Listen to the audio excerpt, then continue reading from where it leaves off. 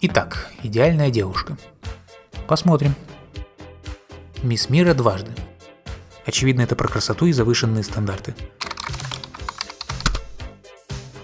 Меня вот вообще не будоражит вот эта усредненная модельная красота, которая должна нравиться всем. То есть такая внешность, она заставляет думать, что и как человек эта девушка пресная и неинтересная. Наверняка я несправедлив, и каждая из этих девушек ярко выраженная индивидуальность, но я говорю про мои субъективные ассоциации. Несмотря на свою неземную красоту, ни разу не держалась за ручку с другим парнем, что уж говорить о сексе. Это спорно.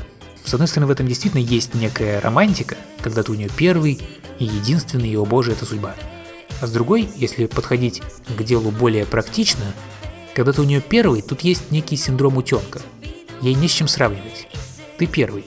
Теперь каким бы говном ты не был, она все равно будет с тобой, потому что не знает другого. Что, в общем, тоже звучит неплохо, но нет.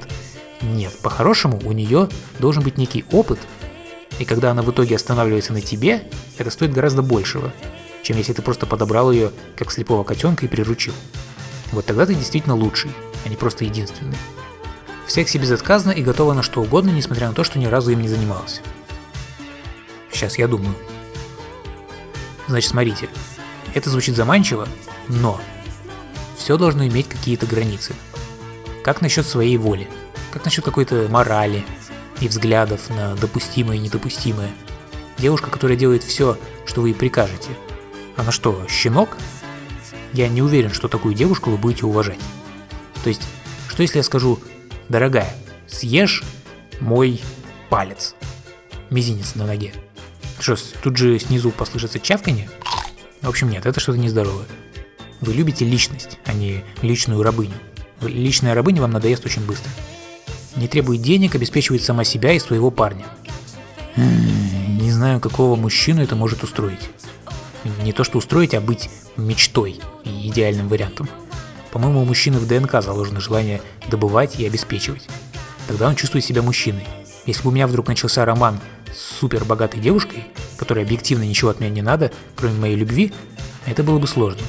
Мне надо было бы искать какой-то эмоциональный выход из этой ситуации. Имеет 5 высших образований, знает 7 языков, включая японский и суахили. Я не понимаю, кто это писал. Неужели кто-то действительно так думает? Какому мужчине хочется, чтобы девушка была умнее его? Мужчине хочется блистать. Мужчине хочется вести за собой во всех смыслах, включая интеллектуальный. Это не значит, что девушка должна быть полной дурой, но заметно превосходить? Нет, это тяжелый случай. Не имеет вредных привычек, ни разу не пробовала алкоголь. Опять же, это не девушка на этой картинке, а какой-то чистый лист, безличностный.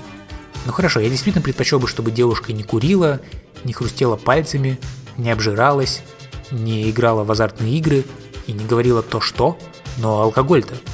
Ну ребята, ну все же мы люди. 3 семерки-то как не выпить? И вот опять же, вредные привычки, как и другие недостатки, делают человека человеком.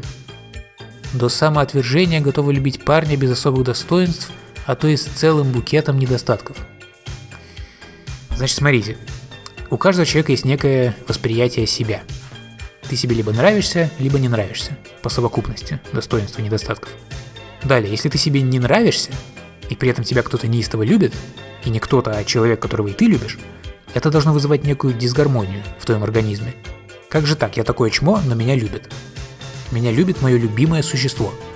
Так что же, я хочу, чтобы она была с таким говном, как я? Я готов обречь ее на это? Любовь к себе – это основа.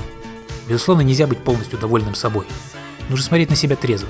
Нужно изменяться, улучшаться и стремиться к лучшему себе.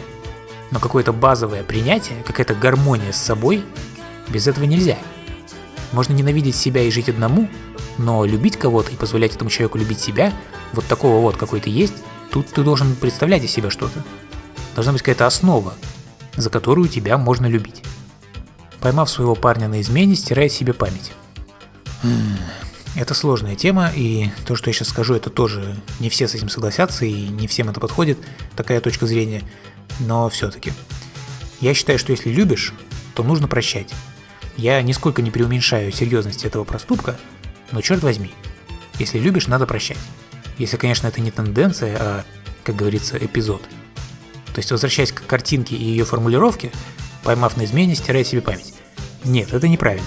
Это опять делает ее безмозглым, влюбленным щенком. Помни, прощай, но не забывай. Я понятно выражаюсь. Круглая сирота не имеет родителей, родственников, друзей, знакомых, никого, кроме единственного и неповторимого подписчика. Почему тут используется слово «подписчик», интересно?